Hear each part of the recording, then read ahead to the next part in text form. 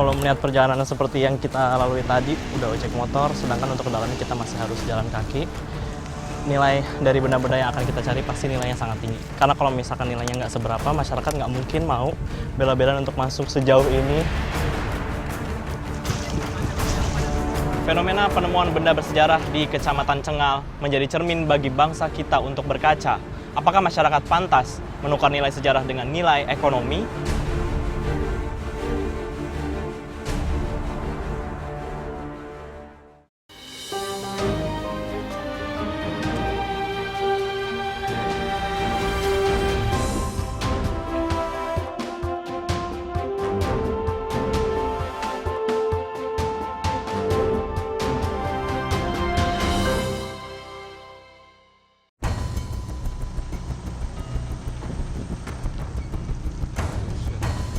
Provinsi Sumatera Selatan hampir separuh wilayahnya merupakan rawa gambut. Hal inilah yang membuat separuh ruas jalan di provinsi ini kondisinya rusak parah. Kami menggunakan mobil modifikasi untuk bisa mencapai tujuan, yakni Kecamatan Cengal di Kabupaten Ogan, Komering Ilir. Jalan ini hanyalah satu dari ratusan ruas jalan di Sumatera Selatan yang kondisinya serupa. Kubangan lumpur seperti ini selalu terjadi selepas hujan berlangsung.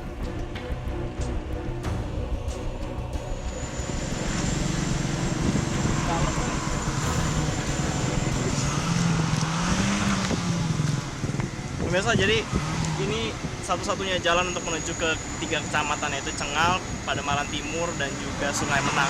Dan memang kondisi seperti ini, walaupun mereka sudah punya mobil, sudah punya kendaraan bermotor, ternyata pembangunan jalan juga nggak dibangun di sini.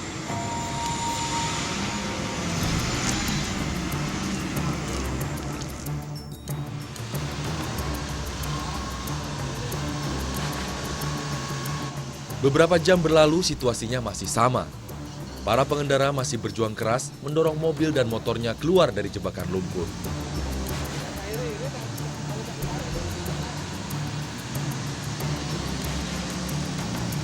Jeratan lumpur memang sulit dihindari, mengingat bahwa lapisan tanah di sini merupakan tanah liat yang lekat menempel di roda kendaraan.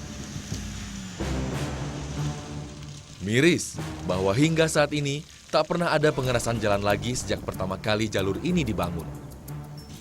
Sebagian warga yang menggunakan motor bahkan memilih turun dari kendaraan dan berjalan menuju ke jalan yang tidak berlumpur. Sementara, mereka yang menaiki mobil memilih bertahan duduk di dalam kendaraannya. Sudah 2,5 jam. Ini mau kemana rencana? Oh, ke Palembang. Setiap hari memang selalu harus lewat sini? Tidak ada jalan lain? Ada. Tapi jauh. Ada tapi jauh. Tapi kalau lewat sini selalu seperti ini.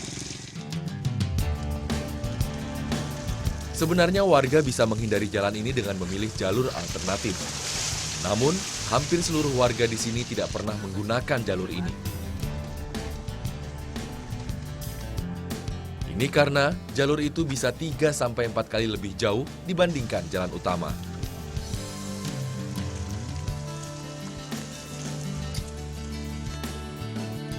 Dan inilah Kecamatan Cengal. Kecamatan ini menjadi tujuan tim Indonesiaku kali ini. Jumlah penduduknya mencapai 42.000 jiwa, namun terbagi ke dalam banyak desa. Total luas kecamatan ini setara dengan 4 kali luas ibu kota Jakarta.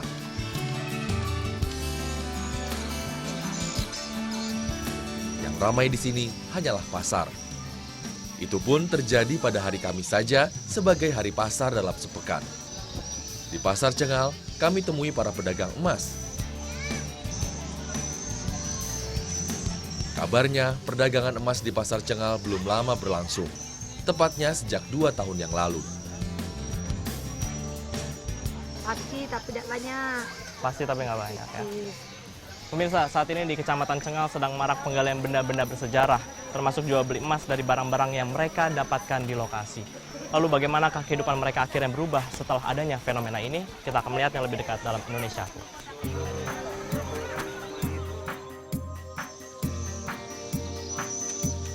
Perdagangan emas di sini semakin hari semakin marak. Sebenarnya hanya ada kurang dari 10 pedagang, namun nilai transaksinya cukup tinggi. Dalam sehari jual beli emas di Pasar Cengal bisa mencapai 30 juta rupiah. Rata-rata yang mereka jual itu bentuk apa? Macam cak tadi lah, cincin. Ada yang bentuk-bentuk kayak itu nah, yang kayak apa? Kayak Ada juga yang seperti dedak itu. Bentuknya kadang tidak jelas perhiasan atau nggak jelas, apa nggak, gitu nggak. ya. Yang pastinya itu banyak rata-rata kayak mahkota itu nah. Perdagangan emas di sini bermula sejak warga menemukan benda-benda peninggalan sejarah. Kebakaran hutan tahun 2015 di lahan kosong yang tak berpenghuni membuka area yang kini disebut sebagai lokasi penggalian. Penjual-penjual itu sekali jual berapa banyak? Nggak rata juga. Kalau biasanya minimal satu orang tuh 2 gram. Tapi 1 minggu yang lewat inilah kakak satu orang tuh hampir menerima uang satu orang 10 juta rata-rata. 10 juta mereka jual 10 Berarti juta. dia minimal Satu 50 orang. gram satu orang. Iya. Rata-rata, kadar emasnya hanya 70% saja. Namun ada pula benda peninggalan sejarah yang kadarnya mencapai 99%. Sementara untuk penjualannya, baik emas berbentuk perhiasan maupun benda peninggalan sejarah, harganya tak berbeda. Harga dihitung berdasarkan harga emas pasaran di wilayah Cengal saat ini, yakni antara Rp250.000 sampai Rp350.000. Penasaran? Saya mencari informasi ke pedagang-pedagang lain. Saya berharap bisa bertemu dengan para penggali yang sedang menjual emas temuannya. Nah, pemirsa itu kayaknya lagi transaksi emas. Kita akan lihat apakah dari benda-benda yang bersejarah juga. Ini sih Pak, barusan apa yang dijual ini? Anu sistem keadaan lempengannya itu. Lempengan? Ya. Oh, bukan bentuk perhiasan atau apa? Bukan. Itu dari menggali atau Ya dari menggali itu. dari menggali? Itu jauh nggak sih Pak lokasinya? Ya lumayan lah jauh. Itu laku berapa tadi? Berapa gram, berapa duitnya? 3 gram, 5 tadi. Laku berapa di sini? Yang punya 1 gramnya 270. 270 1 gram ya, berarti hampir sejuta ini. Ya hampir. Kalau saya mau ke lokasi itu berapa lama dari sini Pak? Ya mungkin ya 1 jam lebih lah dari sini. 1 jam lebih. Naik apa? Motor atau jalan kaki? Naik motor lah. Naik motor. Arah kemana ini? Ini ngarah ke atas lah. Arah ke atas sana. Iya deh. Saya coba ke sana dulu Pak. Ya.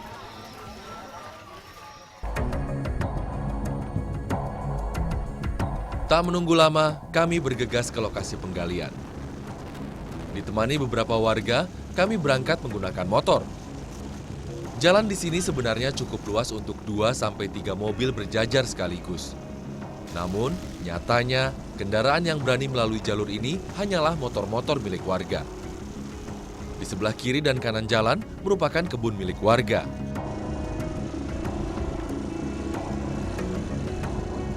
Curah hujan yang tinggi membuat area perkebunan masyarakat sering banjir dan berlumpur.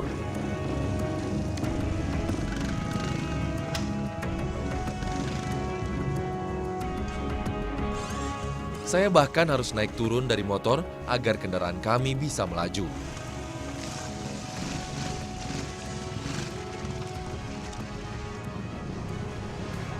Tidak terbayang bagaimana para penggali benda peninggalan sejarah bisa melalui jalan ini setiap hari.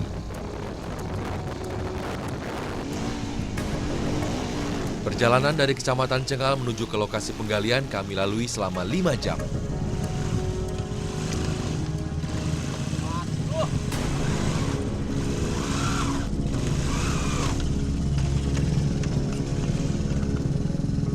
Setelah area kebun berlalu, kami memasuki wilayah rawa gambut.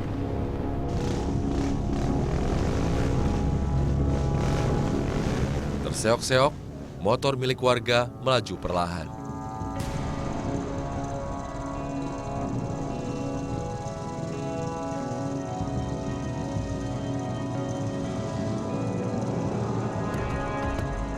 Yang terpenting, kami bisa mencapai lokasi penggalian sesegera mungkin. Perjalanan yang melelahkan ini ternyata belum berakhir. Saya pun masih harus berjalan kaki sejauh 1 kilometer menuju ke lokasi. Di belakang saya ternyata ada banyak warga yang sore ini turut menuju ke lokasi penggalian. Pria, wanita, hingga anak-anak beramai-ramai membawa ember dan perlengkapan untuk menggali. Lumayan ya jalannya Pak. banyak ya. Kalau melihat perjalanan seperti yang kita lalui tadi, udah ojek motor, sedangkan untuk ke dalamnya kita masih harus jalan kaki. Nilai dari benda-benda yang akan kita cari pasti nilainya sangat tinggi. Karena kalau misalkan nilainya nggak seberapa, masyarakat nggak mungkin mau bela-belaan untuk masuk sejauh ini dengan akses yang sangat sulit, dan mereka lakukan itu setiap hari.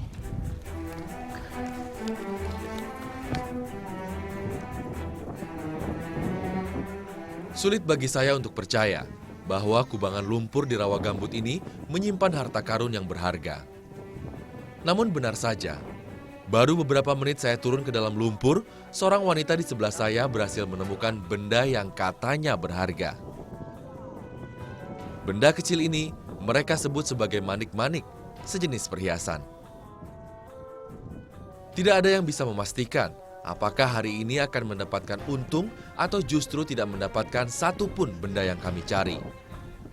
Buktinya, tidak sedikit warga yang telah seharian menggali belum mendapatkan apa-apa sampai sore hari ini.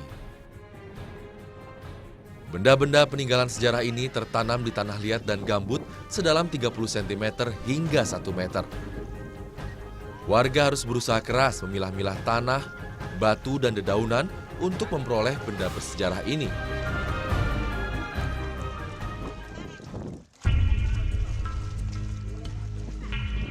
Masyarakat menyebutnya sebagai area baru. Lokasi ini hanyalah satu dari sekian titik penggalian yang tersebar di pesisir timur Provinsi Sumatera Selatan. Letak titik galian satu dengan yang lain saling berjauhan, namun seluruhnya masih berada tak jauh dari bibir sungai. Berdasarkan data Balai Arkeologi Sumatera Selatan, penemuan serupa pernah terjadi di Kabupaten Musi Banyuasin dan memanjang mengikuti alur sungai yang membelah provinsi ini. Penggalian berlangsung sejak pagi hari sampai petang. Warga yang bertani biasanya datang selepas mengurus ladangnya. Tak usah mengeluarkan banyak modal, para penggali ini hanya perlu menyiapkan cangkul dan baskom. Sisanya bergantung pada keberuntungan. Benda yang mereka temukan pun beragam, mulai dari manik-manik yang berukuran sangat kecil, potongan kayu yang diduga merupakan bagian dari rumah pada zaman dahulu,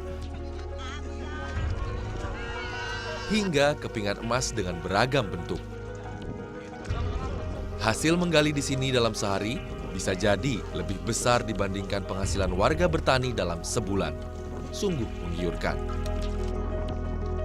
Ya. Sudah dapat berapa juta yang sudah Bapak jual itu? Ya kemarin dapat 4 juta cuman. Nah, ya, itu satu bulan atau? Apa aja itu yang dijual? Ya, cincin kan? Cincin dengan anting-anting. Barang yang patah-patah. Itu laku semua ya? Laku semua kan.